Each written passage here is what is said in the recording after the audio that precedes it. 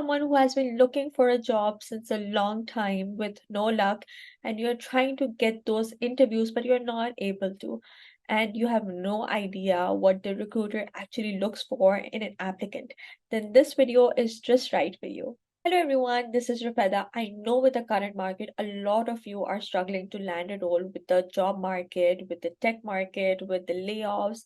So I am bringing you another series where I would be interviewing recruiters from different companies to know the insights, to know the ins and outs, and to know what they actually look for in an applicant.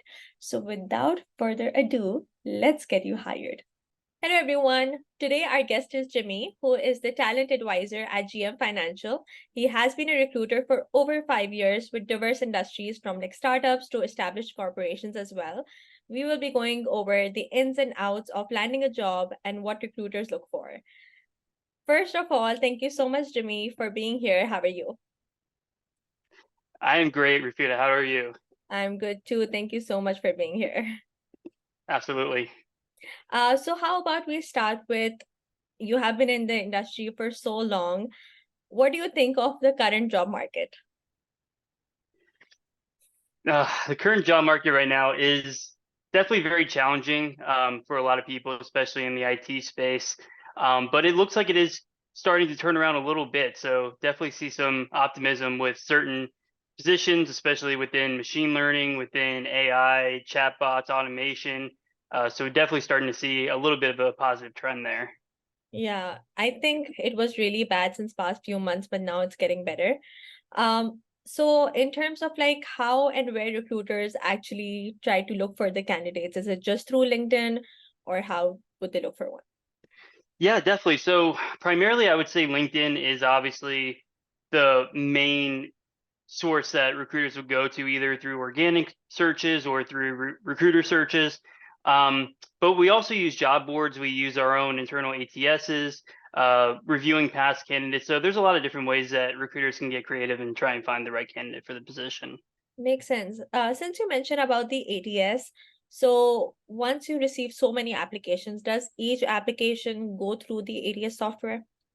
Yes. So every application that we get does get stored into the ATS, and then from there, it's really on the individual recruiter to review those resumes. Makes sense. Okay. And since you receive so many applications out there, I'm sure it's not humanly possible to go over each one of them. So how do you shortlist those? Definitely. So the cool thing about an ATS is that it does have a lot of tools for us to be able to sort and rank those resumes by location, by skill set. So, um, for example, if we got 500 resumes, there are definitely ways for us to simplify that process and then help, narrow down to say maybe the top 10, 15, 20 candidates and then sort of go from there. Okay, that makes sense. So what if you can mention like a couple of the things that you filter it down so it's helpful for anyone who's viewing this. How do you filter it out? Is it according to the experience or what are the filters? Definitely. So every job description does have a certain set of requirements, right? So for junior level positions, maybe 0 to 2 years of experience, intermediate 3 to 5, senior 5 plus. Yeah. So first things that we're doing is looking at the total years of experience and then narrowing down the relevant experience. So experience that based on keywords, things like that. And that's really where the ATS comes into play, is that it does help us to sort, rank, and match based on those keyword percentages and then filtering down from there. Makes sense. Thank you so much for answering that. So, this was all online applications. Do you think with this current market, are online applications worth it, or you need to do something else as well? I definitely think that it's the best way to start. There is certainly the trend of networking and trying to build those organic relationships online, but for people who obviously are in a little bit more of a necessary situation to try and get as many applications out there as possible, I highly encourage, obviously, to go directly to the career site for these jobs, apply directly, and then use your network to follow up that way, and not just necessarily rely on networking to find a job. I like that. Yeah, I have seen a lot of people just waiting for the referral to get it, and by that time the application is already closed. So completely Exactly. agree with that. How can you make sure, since networking is one way, you can just try to network with people, is there any other ways you can make sure that your application is being seen? Absolutely. So first and foremost is applying to positions where you feel that your resume is a strong fit foundationally. So I know that there's a lot of advice out there having to tailor your resume to every position, and that's true. But within a certain reason. So making sure that your resume has the right keywords, has the right information really quickly so that a hiring manager or recruiter can see it and understand your value proposition, what you have in terms of experience that's relevant to those jobs. Yeah. And then from there, again, making sure that you follow up with those recruiters or trying to network and really being able to share your experience with the right people. I like that. So when you're looking at a resume, I know that again, a lot of applications you cannot go through every application, like you cannot spend like 5 minutes on each resume. What's one thing I would say, or what are the top three things that would just catch your eye in a resume? Definitely. So I know there's sort of mixed opinions about it, but for me personally, I would say having a strong headline telling me exactly what you do, then having that professional summary that just really highlights your overall experience. Most recruiters are spending 10 to 15 seconds looking at a resume, right? So that way, between the headline, the summary, and then just really being concise about your experience and uh, detailed as far as the achievements and actual statistics that really make your resume pop and stand out. Okay. And what are, I would say, the top three mistakes? I'm sure you have seen so many resumes. Even on the side, you on LinkedIn as well, you make sure you review people's resumes. So what top three, I would say, mistakes that people make on their resume? That's a tough one. I would say the top three would be first and foremost is just poor formatting. Having it in such a way that it doesn't really make sense either in terms of um, the order of the experience. That would be number one. Number two is that they're not giving a whole lot of detail. They're maybe only having two or three bullet points that just don't really dive into their experience. And especially for technical resumes, not really going in depth about the different projects that they've worked on, how that experience is relevant to the position that they're applying for. Yeah, I think that's very important to have like a detailed explanation so they would know what projects you worked on, and maybe the other company would know that, okay, these are the projects that we have similar as well. In terms of LinkedIn, uh, do you think people should just copy paste what's on their resume to LinkedIn, or how it should be same or differ? So with LinkedIn, I think that the biggest difference between that and your resume. So to answer your question, I think that there's a lot of things that you could copy and paste. The summary is one of them, your experience section. A lot of those things are transferable, but the cool thing about LinkedIn is that you do get to have a little bit more of a personality. You do get to show off a little bit more about who you are as a person, and I think that that's important too. So obviously having the right, again, experience, keywords, all of that, but also having a little bit more of that personal touch to it as well. Yeah. So how do you think like a person can, or a candidate should leverage the LinkedIn to show their personality?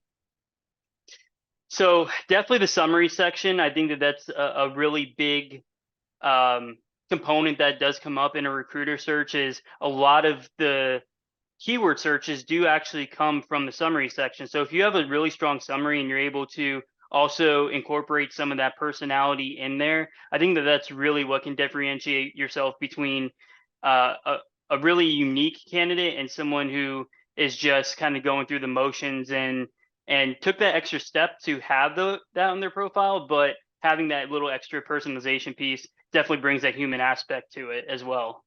I like that. So since you mentioned about the about section, if you're viewing I'm not sure, do you have like the LinkedIn recruiter subscription that you go through? Okay, so with the about section that you go for, what are the things that you see and you can filter the candidates out with that? Yeah, so the cool thing about LinkedIn Recruiter is that there are a ton of different filters that you can use. So, for example, one of the most common ones is a keyword search. So, you're looking for things such as job title, you're looking for things such as different experiences, whether it's technical or soft skills that are in a job description. And then you can filter by location, you can filter by, again, job title, you can filter by years in current role. So there's a lot of different things that you can really do to narrow down. In most cases, you can get anywhere from 500 to 1,000 candidates in initial search. And just from doing 2 or 3 filters, you can narrow that down to 50 to 100. Okay, that's really good to know. So when you're looking at an application, if there's like two competing applicants, how do you choose between them? What's like more important to see for a recruiter, I would say? So I would say that the biggest thing is just little details. More than likely, most recruiters would be more likely to reach out to someone if they had a profile picture, for example, or having a complete profile. There's a lot of profiles out there that have the right experience on per se, but you don't know if that person's ever really on LinkedIn. You don't know if they're really ever using it. So just having that little extra detail as far as someone's active, chances are they're going to respond relatively quickly and help move them through the process versus sending it to someone who's not active very often and then having that delay in getting them through the process. Okay. Um, I wanted to ask you this. So with the current job market, so many people are getting laid off. How can you, and there's people who have not been in the job market since like I would say 11 to 12 months and they're still looking for a job right now. How can they show this as a positive thing? Because a huge gap is an issue too as well. So how can they show it in a positive way after a layoff? So I think one of the biggest things that people can do is just show that they're continuing self-improvement, continuing personal development. Mhm. A lot of times I've seen people who are continuing to do either education or um, doing continued coursework. So that's one of the biggest things is that you can always spin a negative into a positive. And when you get into those situations where someone does ask you about a gap in your resume, you can always share that you took time off to for personal development or took time off to continue education. So it doesn't always have to be a negative thing. I love that. Thank you so much for sharing that. That is very, very important because I've seen people, they are just applying to jobs and there's nothing as professional development. And again, that would be seen as like a negative thing when an employer sees it. Um, do recruiters care about a specific major? For example, if you're hiring for maybe a software engineer, can someone be a self-taught software engineer or do they have to have like a CS background? That's a tough question. So it really does depend. I've worked at companies where they do focus a little bit more on those fundamentals, on the education, on things like that. But for the most part, I would say it would probably focus more so on maybe people who are a little bit newer within their career and within the last 2 years, if they don't have, say, the enterprise experience or that FANG experience, that they're at least able to, speak to the educational coursework or boot camps or continuing education. Um, but not necessarily once you get into 5, 10 years, no one is really looking at your education as much as your experience. Okay. And since you mentioned about the junior roles, right now when people are graduating, they're a recent graduate, they don't have a lot of experience out there. They have like internship experience, and a lot of companies don't consider the internship experience as actual experience. So how can one stand out? So again, that's a little tough because it really does depend on the company preference, hiring manager preference. But in order for someone, I would say, who doesn't have a lot of experience to stand out, is really honed in on their resume, right? It's a marketing tool that you're using to get your foot in the door to really explain your experience. So I think that just being very considerate with the projects that you've worked on, with the um, boot camps that you've done, and really just diving into your education experience. And if you have any freelance projects, if you have a GitHub, if you have a portfolio, if you have anything like that, show it off and really give them something to look into beyond just the experience on your resume. I love that. Thank you. Um, So when any candidate is in the job market, they can definitely do some certifications and all that stuff just to be like competitive out there. What other things, I know networking is one. When you hire someone, if I talk about a top applicant that if you hired, what is the best thing that you have seen in that applicant? So they are very confident in what they do. They come across very well spoken in interviews. They come across very clear and concise in their resume. And as a matter of fact, some of the top candidates that I've hired within the past year didn't have a LinkedIn. They didn't have an online portfolio. All they had was a resume, and they were able to walk into an interview and convince the interviewer that they were able to solve their problem. That's it. It comes down to as simple as that.